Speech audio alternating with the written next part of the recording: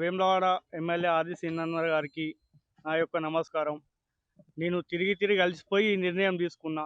నాలాంటి వాళ్ళు తెలియని వాళ్ళు కూడా చాలామంది ఏం చేయలేక ఇబ్బంది పడుతున్నారు. దయచేసి మీరు కొద్దిగా సహకరించి మాలాంటి పేదలకు మీరు రేషన్ కార్డులు చేయించాలని కోరుకుంటున్నాం.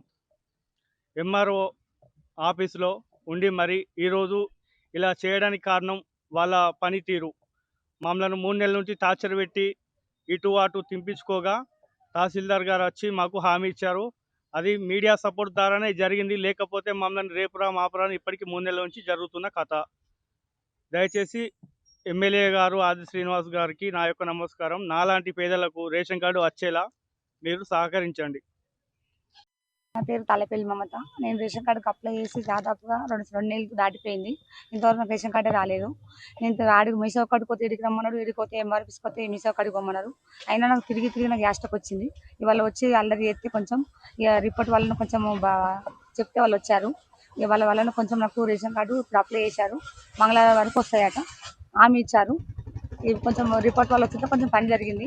మా వార్డులో వంగ సీనన్న కొంచెము వాటి ఆయన కూడా చెప్పించిన, ఆయన కూడా కొంచెం చేస్తా అని చెప్పిండు. మా 17వ వార్డు వాసవి నగర్. మీకు న్యాయం చేసిరమ్మా? మంగళవారం వరకు రేషన్ కార్డు ఇస్తా, సాయంత్రం వరకు ఇస్తా అని చెప్తుండే.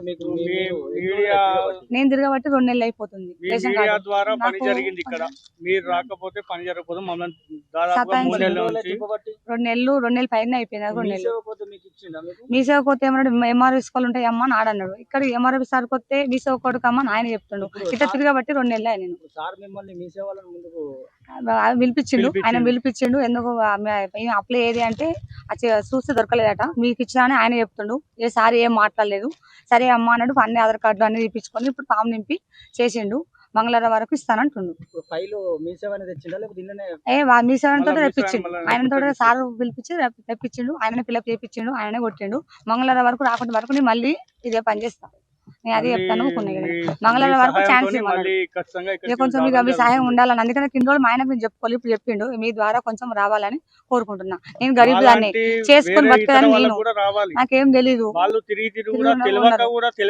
చాలా మంది ఒక మాట ఒకటే చెప్పాలి. వాళ్ళు ఏం మాకు చెప్తలేరు అసలు. గిడి కోమ్మకి సాని వాళ్ళు తెలియాలి కానీ చెప్తలేరు.